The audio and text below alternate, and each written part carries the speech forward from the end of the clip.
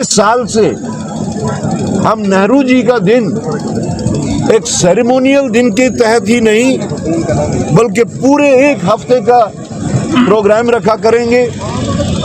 आज आप देख रहे हैं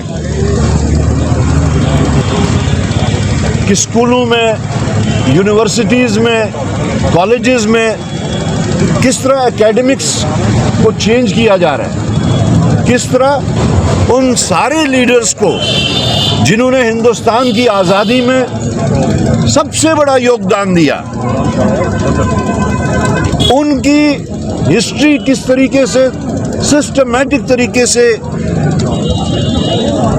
करिकुलम से हटाई जा रही है।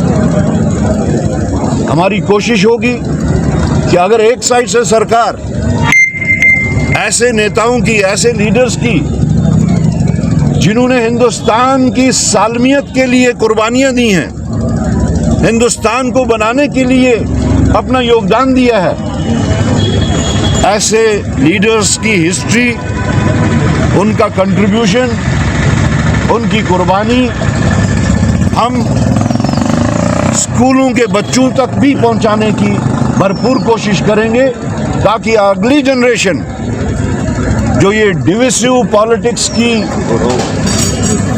एक रविश चल रही है उसको हम काउंटर कर सकें और हम इसके वास्ते पुरजोर तरीके से पूरी रियासत में प्रोग्राम चलाएंगे। ये हम लोगों ने फैसला किया है। शुक्रिया।